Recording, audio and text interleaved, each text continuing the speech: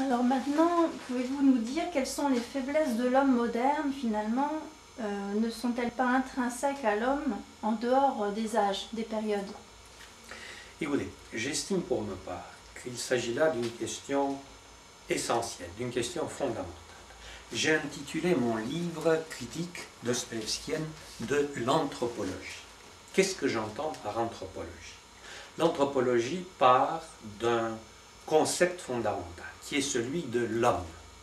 C'est-à-dire, elle suppose qu'il y a un être qui a des caractéristiques constantes, qui s'appelle l'homme et qu'il est possible d'étudier ces caractéristiques et d'en faire, si vous voulez, une liste, un catalogue. Nous avons le sentiment, et non seulement le sentiment, mais nous avons l'habitude, lorsque nous écrivons des livres, de parler de l'homme et des activités constantes de l'homme à travers l'histoire, que sont la religion, la philosophie, la technique, l'art, etc. Or, il me semble pour ma part que l'homme correspond à des êtres différents et que chacun devrait être traité à sa manière. Il y a d'une part l'homme des sociétés traditionnelles, c'est-à-dire que les grandes civilisations, la civilisation chinoise, la civilisation hindoue, la civilisation japonaise, la civilisation byzantine, la civilisation musulmane, aussi bien que les petites civilisations que les ethnologues ont pu étudier en Afrique ou en Amérique du Sud, n'est-ce pas, ont des caractéristiques constantes. C'est-à-dire que l'homme de ces civilisations est, si je peux dire, identique à lui-même. On peut toujours les comparer élément par élément et on verra qu'il y a toujours une correspondance entre ces civilisations, entre les hommes qui les habitent, disons. Eh bien, la modernité, ce n'est pas une manière de continuer et d'améliorer ce que les hommes ont fait jusqu'à présent, mais c'est changer du tout au tout la situation de l'homme dans le monde. Qu'est-ce que j'entends par ça? Martin Heidegger parle d'ouverture au monde. Or, l'homme traditionnel a un type d'ouverture au monde, alors que l'homme moderne change son ouverture au monde. Comment? Très simplement. Dans les civilisations traditionnelles, lorsque quelqu'un vient au monde, il vient au monde à l'intérieur d'une structure qui lui appartient. C'est-à-dire qu'il sait, dès qu'il est capable de savoir, qui il est et ce qu'il lui appartient de faire avec ses proches, avec les gens qui habitent dans la même communauté, avec ses enfants, avec ses parents, avec les femmes, et ainsi de suite. D'autre part, il sait au détail près comment il doit et il peut s'intégrer dans la nature. Prenons l'exemple que dans ma génération on pouvait encore voir dans sa forme la plus pure et qui est celui du paysan. Le paysan est paysan, il sait ce que c'est qu'être paysan, il est content d'être paysan, en tant que paysan il coïncide avec lui-même.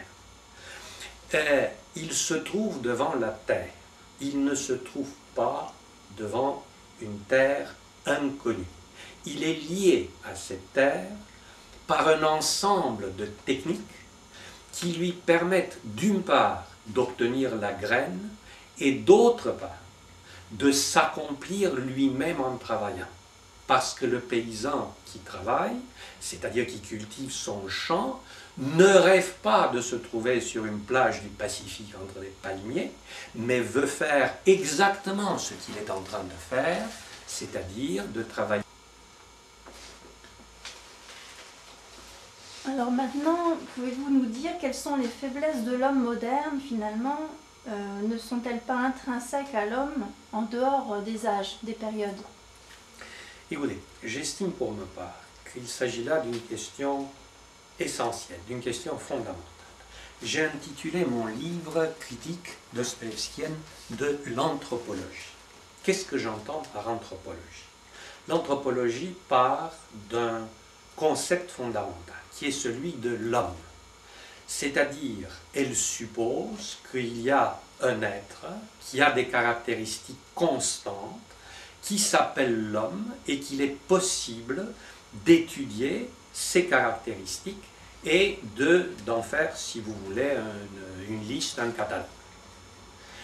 Nous avons le sentiment, et non seulement le sentiment, mais nous avons l'habitude, lorsque nous écrivons des livres, de parler de l'homme et des activités constantes de l'homme à travers l'histoire, que sont la religion, la philosophie, la technique, l'art, etc. Or, il me semble pour ma part que l'homme correspond à des êtres différents et que chacun devrait être traité à sa manière.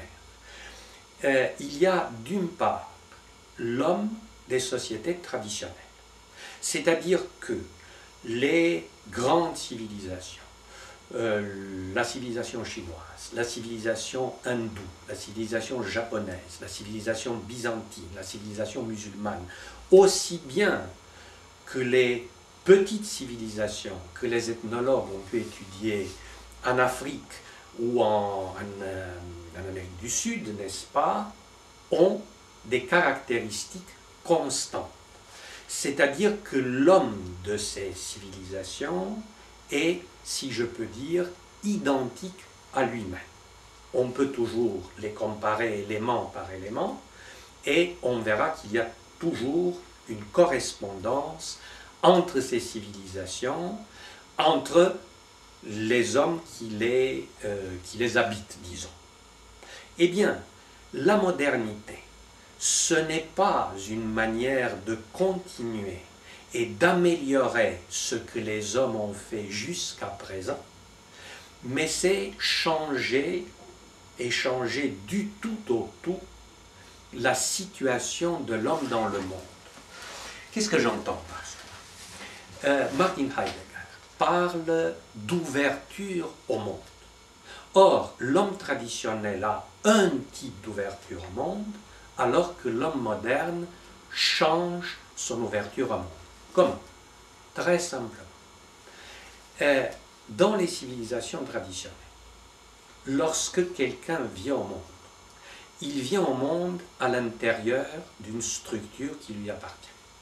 C'est-à-dire qu'il sait, dès qu'il est capable de savoir, qui il est et ce qu'il lui appartient de faire avec ses proches, avec les gens qui habitent dans la même communauté, avec ses enfants, avec ses parents, avec les femmes, et ainsi de suite.